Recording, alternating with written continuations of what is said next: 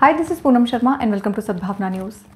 With an eye on selling 500,000 electric bicycles in the next 2 years, Hero Cycles is in talks with an e-bike maker from Slovakia to set up an international manufacturing base as it looks west with aspirations to become a leading e-bicycle maker and generating a bulk of its revenue from sales in Europe. The company is in advanced negotiation with a bike maker in Slovakia for a partnership or an alliance, which will give the company a footprint to cater a very significant demand emanating out of Western Europe, especially post-COVID.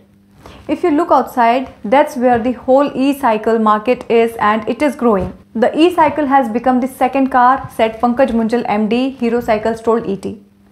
I have packed my bags with a one-way ticket. The company claims its capacity is already sold out for 2021 and it is already securing orders for 2022 to 2023 already for the international markets, and with the new facility in East Europe which help the company meet very high demand. The company claims its capacity is already sold out for 2021 and it is already securing orders for 2022 to 2023 already for the international markets, and with the new facility in East Europe will help the company meet very high demand. The company hopes to sell 150,000 units of electric bicycles this year and ramp it up to by next year.